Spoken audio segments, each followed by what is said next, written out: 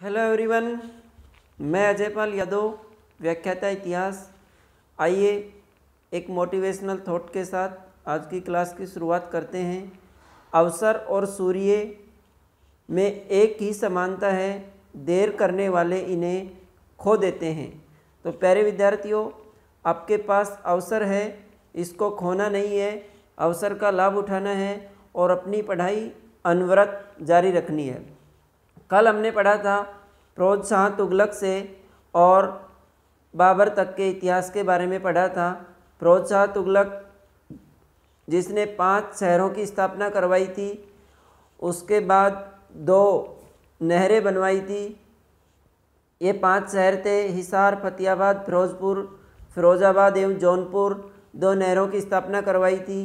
सैयद वंश हुआ था 1398 ईस्वी में। तैमूर लंग ने आक्रमण किया था और तैमूर का प्रतिनिधि के रूप में खिलजी खां ने सैयद वंश की स्थापना की थी। इसके बाद लोधी वंश, सिकंदर लोधी जिसने सिकंदरी गज चलाया था। इब्राहिम लोधी सल्तनत कालीन अंतिम शासक जिसे बाबर ने पराजित किया और मुगल वंश की स्थापना की। पानीपत का युद्ध लड़ा था इब्राहिम लोधी ने। सल्तनत कालीन कुछ विभाग थे जिनमें दीवान अमीर को ही बरीद ममालिक प्रमुख हैं। इसके बाद बाबर ने मुगल वंश की स्थापना की थी और बाबर ने 4 प्रमुख युद्ध लड़े थे।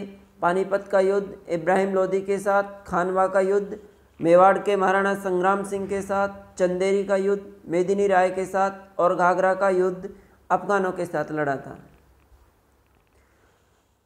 बाबर ने अपनी आत्मकथा बाबरनामा तुज़ुक-ए बाबरी लिखी थी तुर्की भाषा में। आज की शुरुआत करते हैं हुमायूं का दर्द भरा इतिहास।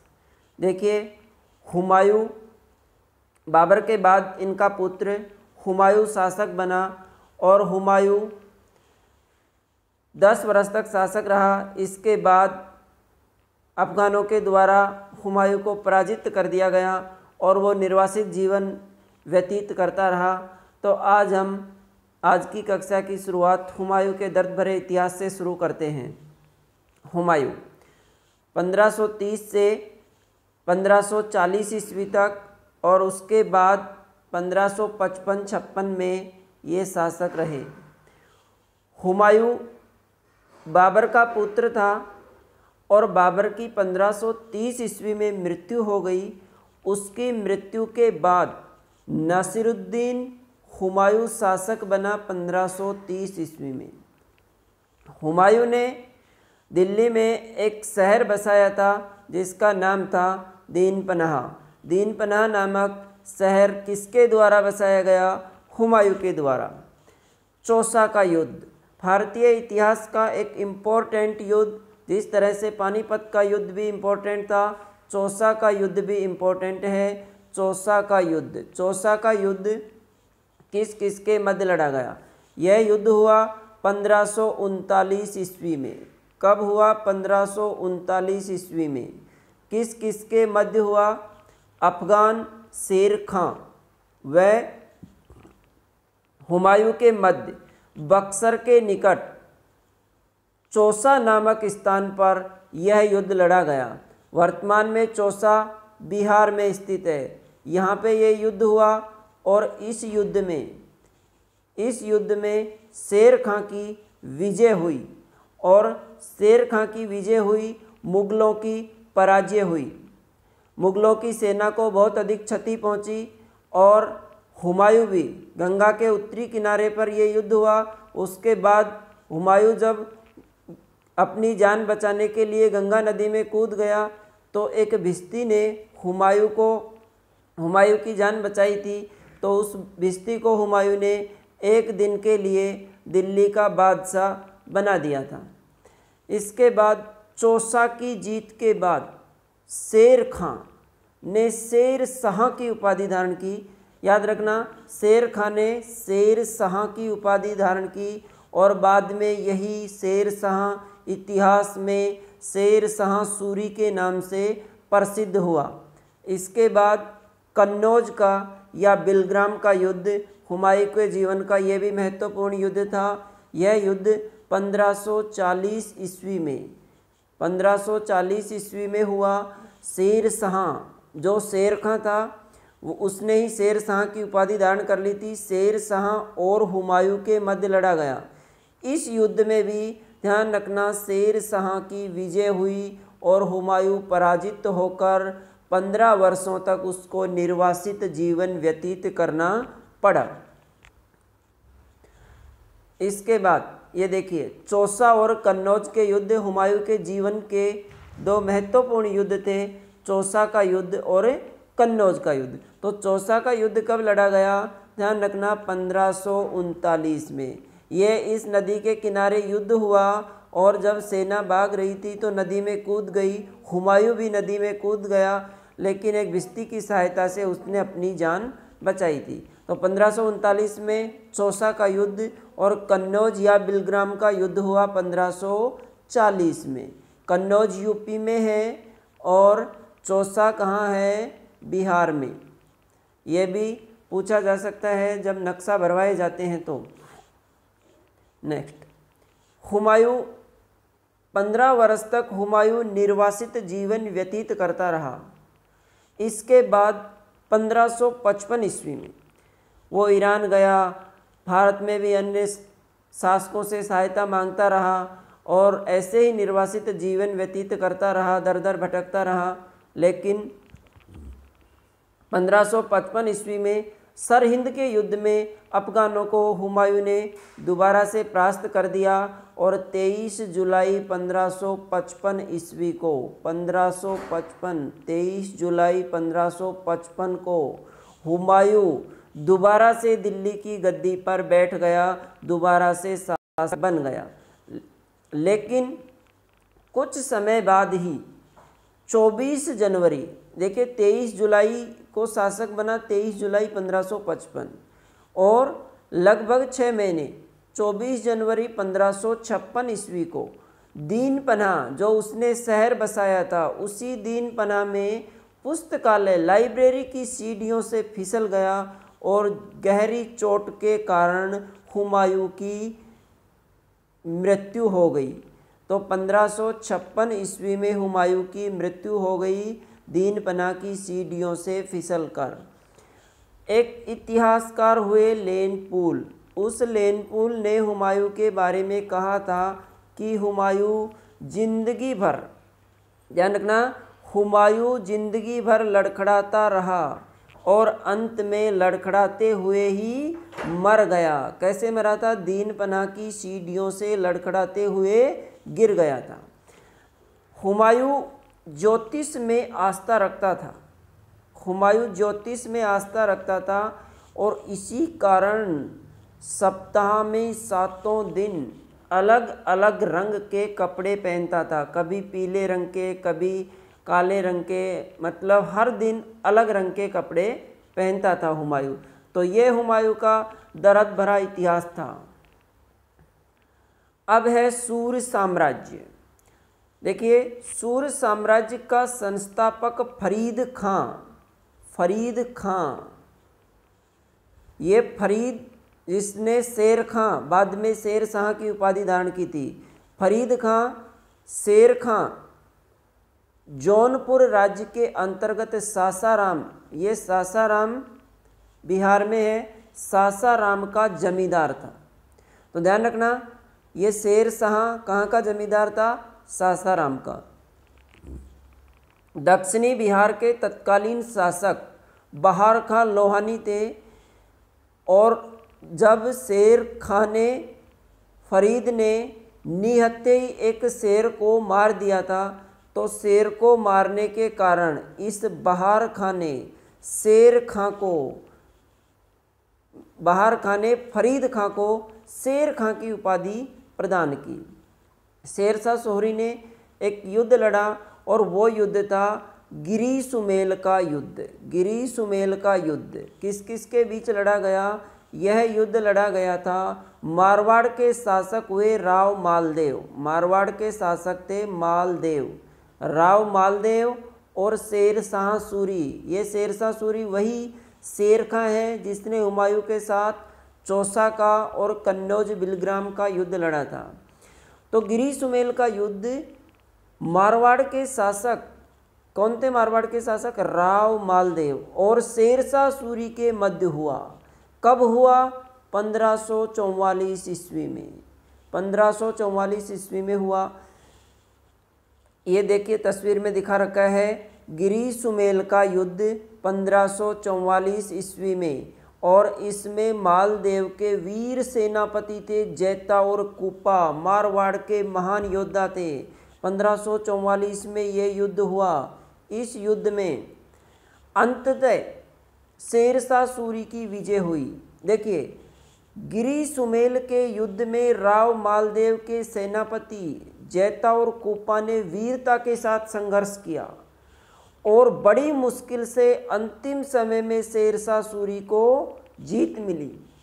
जब विजय का समाचार शेरशाह सूरी को मिला तो उसने कहा था, एक बहुत ही अच्छी कोटेशन है यहाँ पे, याद रखने योग्य है, बहुत बार कंपटीशन एग्जाम में पूछा गया है कि मैं मुट्ठी भर बाजरे के लिए हिंदुस्तान की बादशाहत खो देता। अगर शेरशाह सूरी ये युद्ध गिरी सुमेल का हार जाता तो उसको हिंदुस्तान की बादशाहत खोनी पड़ती।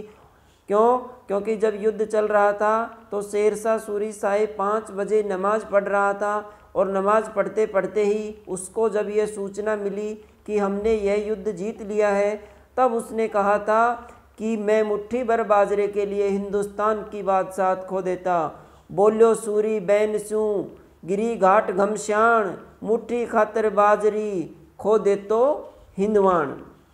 1544 ईस्वी में कलिंजर के युद्ध के दौरान बारूद में विस्फोट होने से शेरशाह सूरी की मृत्यु हो गई।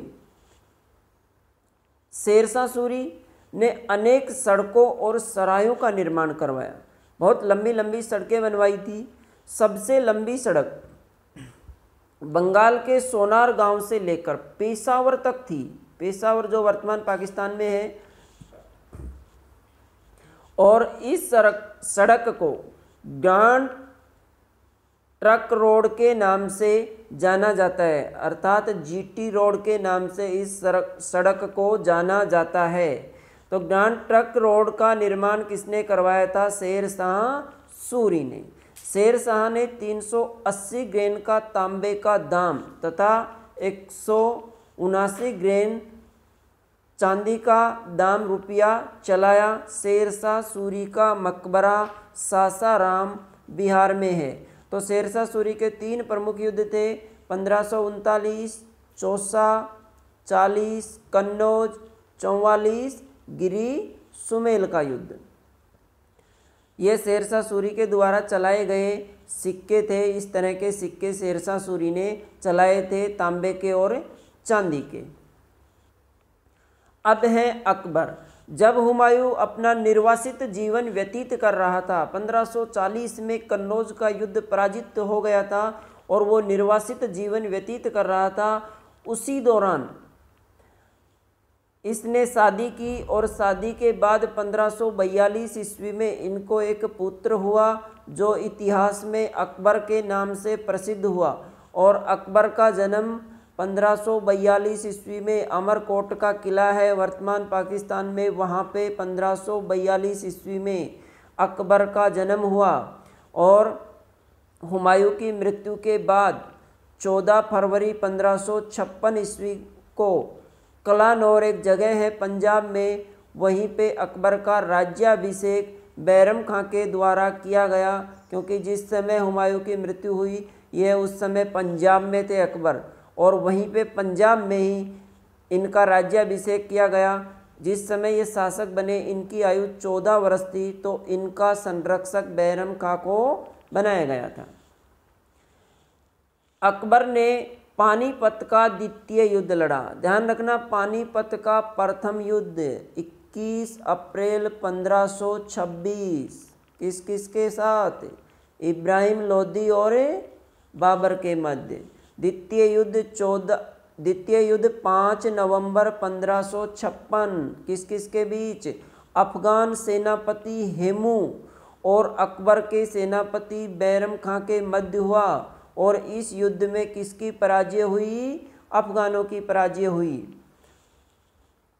पानीपत का द्वितीय युद्ध 5 नवंबर 1556 और पानीपत का तृतीय युद्ध हुआ था 14 जनवरी 1761 को अहमद शाह अब्दाली और मराठों के मध्य। इस तरह से पानीपत के 3 युद्ध हुए थे। तो 1542 में अकबर का जन्म हुआ। 1556 ईस्वी में अकबर भारत का मुगल बादशाह बन जाता है। अब हेमू कौन था? देखिए, हेमू बिहार के अफगान मोहम्मद आदिल शाह का सुयोग्य हिंदू सेनापति था और बताते हैं कि ये रेवाड़ी का एक बनिया था, रेवाड़ी का बनिया था और ये अफगानों का सेनापति था। हेमू ने अपने जीवन में 22 युद्ध लड़े, 22 युद्धों में विजय प्राप्त कर चुका था। इस कारण उसने राजा विक्रमादित्य की उपाधि धारण की। हेमू ने अकबर ने संगीत प्रेमी बाज बहादुर से मालवा और चुनार का किला जीत लिया। जैसे ही वो शासक बन गया था अकबर, तो बाज बहादुर से मालवा और चुनार जीत लिया। राजा रामचंद्र ने कालिंजर का किला अकबर को सौंप दिया। अब अकबर के विजय अभियान यहाँ से शुरू होते हैं। 1570 ईस्वी में 1570 में मारवाड़ एवं बीकानेर दोनों ने अपने किले अकबर को सौंप दिए। ध्यान रखना, 1570 ईस्वी में अकबर ने नागौर दरबार का आयोजन किया था और उसी समय इन्होंने अकबर को किले सौंप दिए थे। लेकिन वीर शिरोमणि महाराणा प्रताप ने अकबर की अधीनता कभी स्वीकार नहीं की। काबुल, सिंध, उड़ीसा, कंधार, खानदेश पर अकबर की मुगल सेना ने निर्णायक विजय प्राप्त की। इस तरह से अकबर के विजय अभियान शुरू हो गए। ये हेमचंद्र विक्रमादित्य हैं, हेमू, जिन्होंने विक्रमादित्य की उपाधि धारण की थी। अकबर ने खानदेश का नाम बदलकर धनदेश रख दिया था। अकबर ने 1600 ईस्वी में अहमदनगर पर विजय प्राप्त की। अहमदनगर पर विजय प्राप्त की। यहाँ की सेना ने, कहाँ की सेना ने? अहमदनगर की सेना ने चांद बीबी के नेतृत्व में प्रबल प्रतिरोध किया, लेकिन विजय किसकी हुई? अकबर की हुई। 1601 ईस्वी में असीरगढ़, ये अकबर की अंतिम विजय थी। 1601 ईस्वी में कौन सी विजय? असीरगढ़ की विजय। 1584 ईस्वी में गुजरात में विद्रोह हो गया था और उस विद्रोह को कुचलने के लिए अब्दुल रहीम को कौन सी उपाधि दी? खान खाना की उपाधि दी, जिसे बाद में अब्दुल रहीम खान खाना के नाम से जाना गया। 1605 ईस्वी में लंबी बीमारी के बाद अकबर की मृत्यु हो गई और उसे सिकंदरा आगरा में दफनाया गया। ये अकबर का मकबरा बना हुआ है सिकंदरा में। अकबर का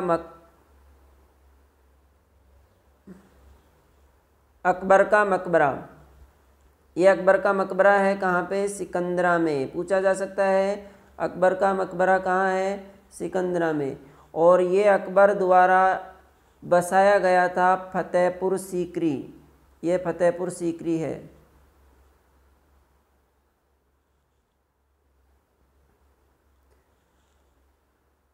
अकबर ने धर्मशास्त्र पर चर्चा करने के लिए फतेहपुर सीकरी में, जो अकबर ने एक नगर बसाया था फतेहपुर सीकरी, और उसको अकबर ने अपनी राजधानी भी बनाया था।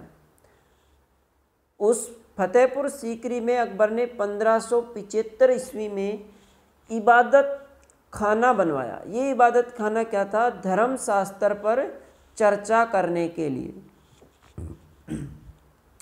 1581 ईस्वी में अकबर द्वारा एक नया धर्म शुरू किया गया था और उसका नाम था दीन ए इलाही। परिवर्तन किया गया था एक नए धर्म का और उसका नाम था दीन ए इलाही। और उस दीन ए इलाही को ग्रहण करने वाला पहला हिंदू बीरबल था। ध्यान रखना, बीरबल। इस धर्म का, कौन से धर्म का? दीन ए इलाही धर्म का प्रधान पुरोहित अबुल फजल को बनाया गया। अकबर ने जैन मुनि हरि विजय सूरी को जगत गुरु की उपाधि दी थी। जगत गुरु हरि विजय सूरी को। अकबर ने इलाही संवत के नाम से एक नया कैलेंडर भी चलाया था। तो ध्यान रखना, अकबर ने एक नया धर्म शुरू किया, उसका नाम था दीन ए इलाही। इसको ग्रहण करने वाला पहला हिंदू कौन था? बीरबल। और इस धर्म का प्रधान पुरोहित कौन था? अबुल फजल।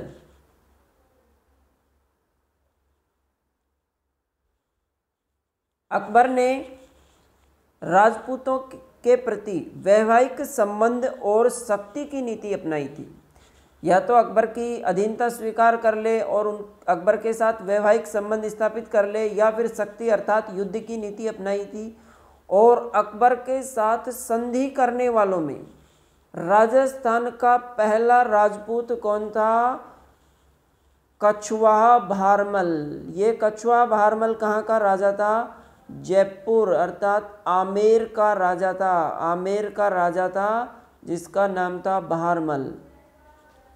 1564 ईस्वी में अकबर ने जजिया समाप्त कर दिया। जजिया क्या था? गैर मुस्लिमों से जो कर लिया जाता था वो जजिया कहलाता था।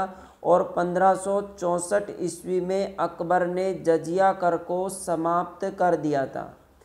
1569 से 1584 ईस्वी तक फतेहपुर सीकरी नगर अकबर की राजधानी रहा और यहीं पे अकबर ने एक दरवाज़ा बनवाया जिसका नाम था बुलंद दरवाज़ा।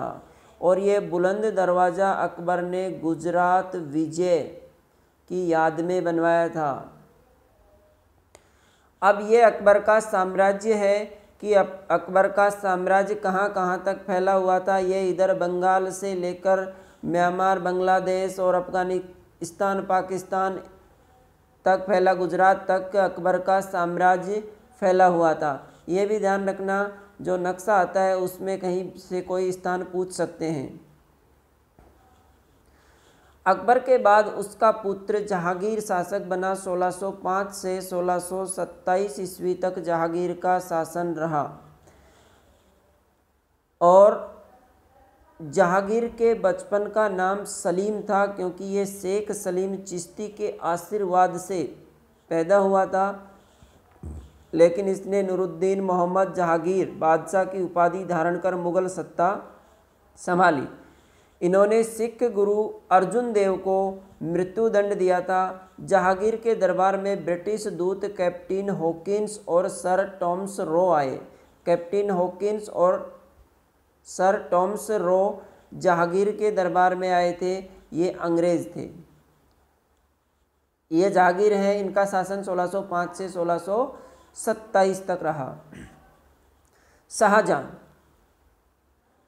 शाहजहां के बचपन का नाम खुर्रम था। जहांगीर के बचपन का नाम क्या था? सलीम। और शाहजहां के बचपन का नाम खुर्रम। 1612 में इनका विवाह, किनका? शाहजहां का विवाह आसफ खां की पुत्री और उसका नाम था अर्जुमंद बानो बेगम, जिसे मुमताज़ के नाम से भी जाना जाता है, के साथ हुआ। फरवरी 1628 ईस्वी में आगरा में इनका राज्यारोहण हुआ और शाहजहां को औरंगजेब के द्वारा आगरा के किले में ही कैद कर दिया गया था। इसके बाद औरंगजेब दारा मुराद और शुजा अपने भाइयों को मारकर 1658 ईस्वी में स्वयं मुगल बादशाह बन गया। 1656 ईस्वी में शाहजहां को आगरा के किले में कैद कर दिया गया था और इसके बाद उत्तराधिकारी युद्ध हुए। इस उत्तराधिकारी युद्ध में औरंगजेब विजयी हुआ और 1658 ईस्वी में औरंगजेब भारत के मुगल बादशाह बन गए थे। ये ताजमहल है जो यमुना नदी के किनारे बना हुआ है। इस ताजमहल का निर्माण शाहजहां ने अपनी प्रिय पत्नी मुमताज़ की याद में करवाया था। 1666 में शाहजहाँ की मृत्यु हो गई।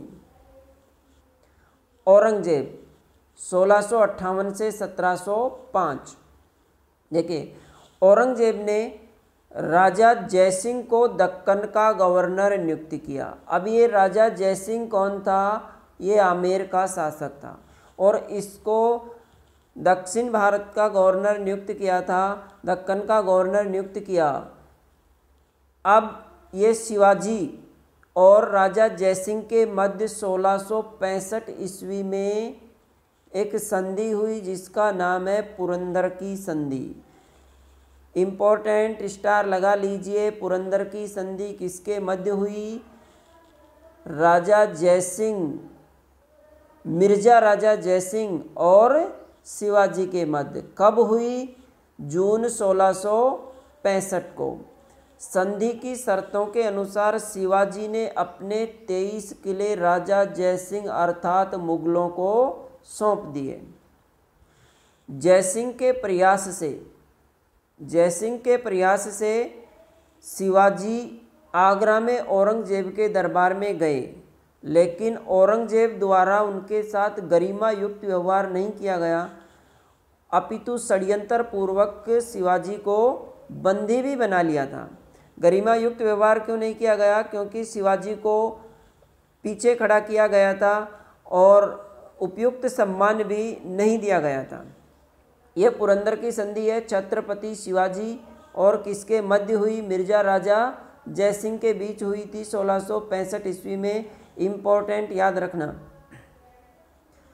औरंगजेब ने गोलकुंडा और बीजापुर को भी जीतकर मुगल साम्राज्य में सम्मिलित किया था और 1679 ईस्वी में हिंदुओं पर पुनः जजिया कर लगा दिया गया था। जजिया कर को समाप्त किया था किसने?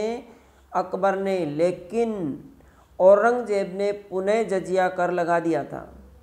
इसने झरोखा दर्शन एवं संगीत पर रोक लगा दी थी। झरोखा दर्शन क्या होता था कि जनता को बादशाह द्वारा झरोखे में से दर्शन दिए जाते थे, इस पर और संगीत पर रोक लगा दी थी। 1707 ईस्वी में औरंगजेब की अहमदनगर में मृत्यु हो जाती है। इस तरह से औरंगजेब का शासनकाल 1658 से और 1707 ईस्वी तक रहा। यह है मुगल साम्राज्य एक नज़र में। बाबर का साम्राज्य 1526 से 1530 तक, हुमायूं 1530 से 40 तक। इसके बाद ये निर्वासित जीवन व्यतीत किया। फिर 1555 में दोबारा शासक बन गए थे। बीच में सूर साम्राज्य रहा। इसके बाद अकबर 1556 से 1605 तक। अकबर के बाद 1605 से 1627 जहांगीर और शाहजहाँ 1627 से 1658, औरंगजेब 1658 से 1707 ईस्वी तक। तो आज के लिए इस क्लास में इतना ही। आगे की क्लास में हम पढ़ेंगे हमीरदेव चौहान और महाराणा प्रताप के बारे में। अगर आपको ये क्लास अच्छी लगी तो कृपया चैनल को सब्सक्राइब कीजिए। जब तक एग्ज़ाम नहीं होंगे तब तक रोज़ाना की आपको एक एक वीडियो मिलता रहेगा और जैसे ही पाठ पूरा होगा हम पाठ का दोहरान भी करेंगे। धन्यवाद। कल आगे के पाठ के साथ फिर मिलते हैं।